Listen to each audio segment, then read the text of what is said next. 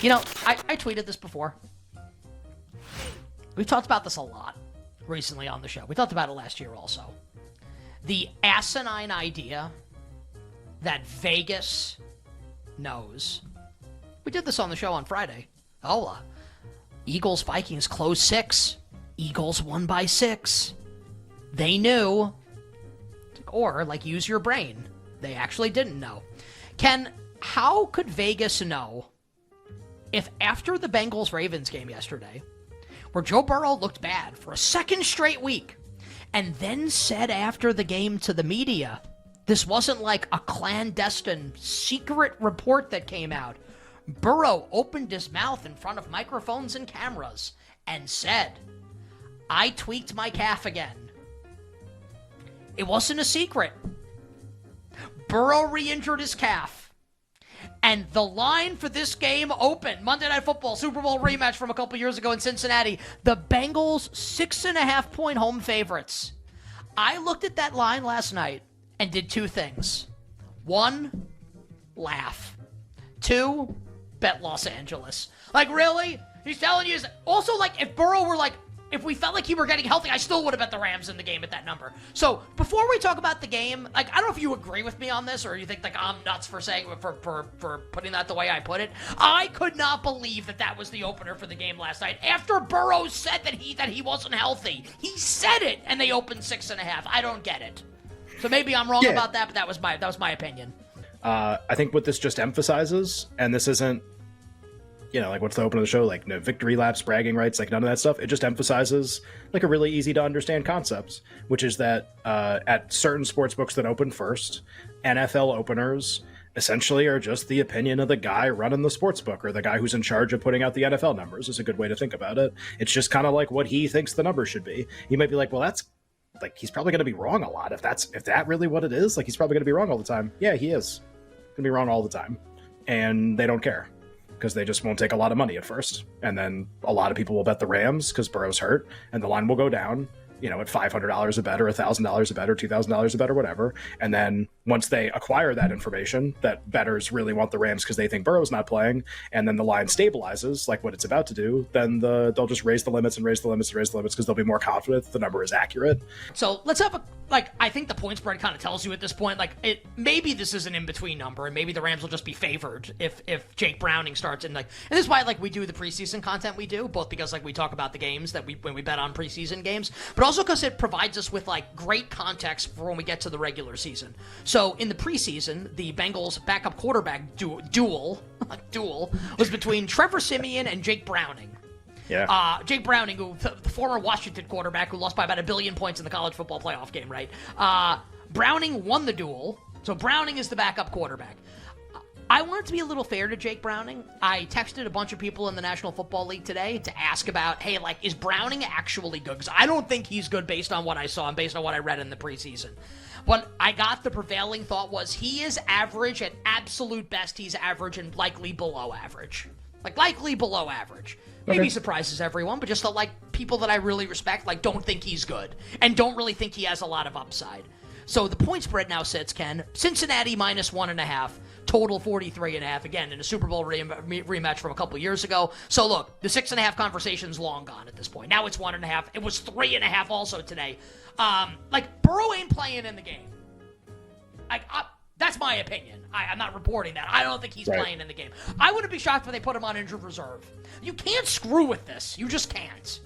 Bengals 1.5, 43.5, pen, pencil, blood, or blank. Well, I think there's 2 interesting things happening in this game, and the one that should get much more attention is Burrow and what happens with him. And obviously, as you've pointed out a lot in this segment, there's been a very big adjustment from the opener until now as it seems less likely would be the right way to put it. Just everyone reads the same reporting. It seems less likely that he's going to play than it did, right after the game, or obviously when the game was being played or whatever, when they were playing the Ravens. But I think another thing that's happening here that also makes this interesting is even an opener of 6.5, let's say that that's kind of how the teams were rated. I would just point out, and this is a really minor point, but I do think it's kind of interesting. It represents a really significant upgrade to the Rams rating through 2 games, which is really interesting and probably correct. And it's interesting, kind of food for discussion. Because if you just go by and just think about this, you don't even have to trust what my number is. Like, Niners at Rams closes 7.5.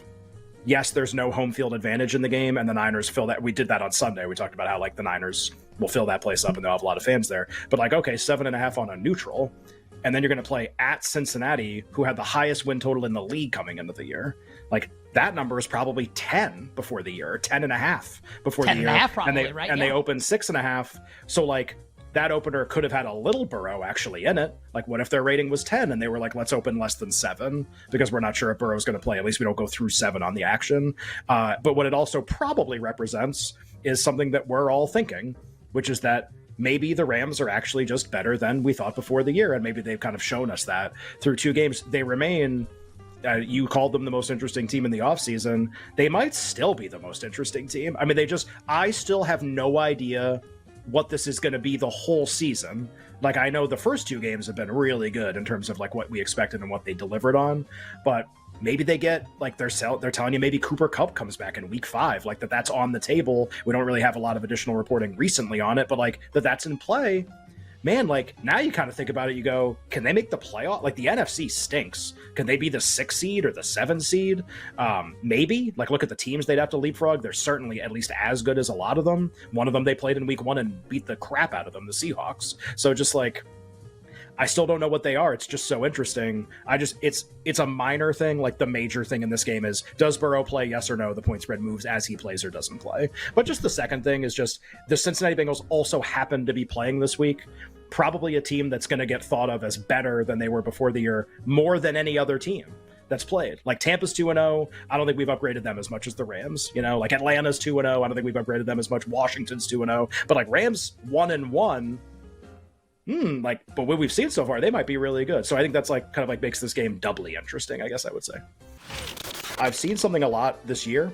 It seems like it's happening more often in betting content. And if you're listening to our show, if you found our show, you probably found a bunch of other stuff. You probably found a bunch of other podcasts, radio shows, people you follow on Twitter, people do live stream of stuff, people, whatever, people who write, whatever. There's a lot of them. And it seems like more and more often there is a fascination when all the content is produced every week with what's called like the look ahead lines. And all that refers to, I think most people know what I'm talking about. All it refers to is, so if there's a game this week, oh, well, the look ahead for this game was blank. And now the current line is something different because something has changed. The teams played last week, whatever. And the way that the content is typically written or spoken or sold is that the look aheads are this like magical key that you can use to unlock valuable bets by looking at how much a line has moved from the look ahead and then always saying, but that's wrong. It's moved too much. The look ahead was this. It's moved too much. And like, I used to be as guilty of this 5-6 years ago. Believe me, one of the ways I can recognize all this stuff, because I've tried basically all of it in like the late 2010s as I was trying to figure out what the hell was going on with sports betting. And it seems like this year it's happening more and more and more and more where people are referencing these things. And you'll see them on all the domestic sports books, like before the season starts. Oh, when Ohio State plays Michigan, this is the number. And then we'll get 3 months from now to the Ohio State-Michigan game. That probably won't be the number. Right? Because teams will play games, something will change. But people will be like, well, the look ahead was 6. And now the current number is whatever, 10. So like you see how that overreaction, right? It was 6. It was 6 before the year.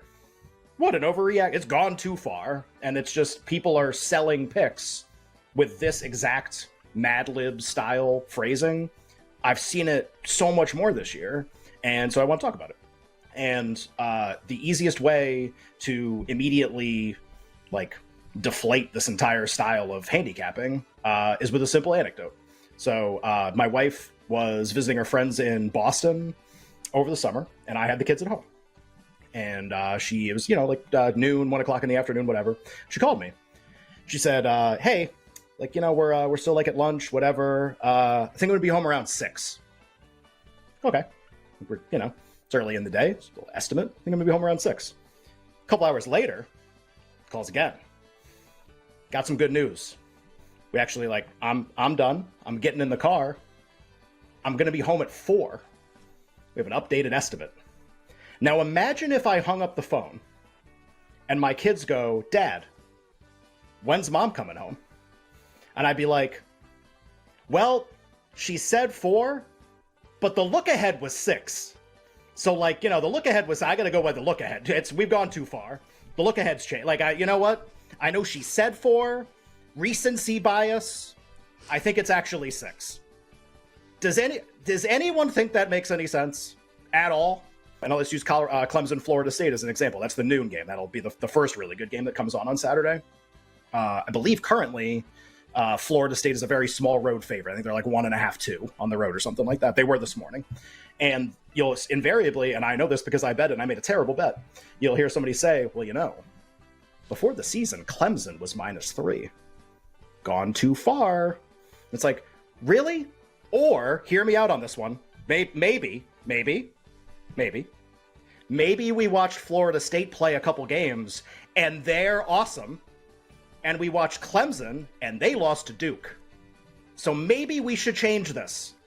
Maybe the look ahead is stupid. Maybe the look ahead had no information in it whatsoever, and we need to have a revised projection. So, like it's cool to be like, oh, what's the spread going to be when these teams play? What would your line be in a national championship game? Hey, if Georgia played Michigan, what would the number be? Those are fun conversations, but I would just like to stop with, this is, like, for example, Clemson's really valuable because the look ahead was -3, and now they're a dog.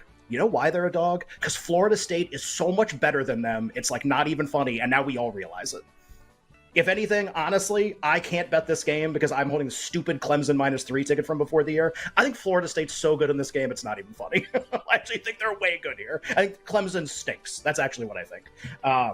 But, like, hey, the look ahead was this. We know what the look ahead was? That was my wife calling me 6 hours before she knew anything, saying, I'm going to be home around dinner time. And then she learned more, and it got later in the day, and she acquired more information, and we got closer to the time that she left. Then she was able to give me a smart prediction. So what's the look ahead? It's like, I'm going to be home around dinner. What's FSU -1.5? Now we're here, and now we actually have all the information, and now this is like a much smarter prediction about the difference between the teams. That's how I would look at look aheads. I wouldn't look at them any other way.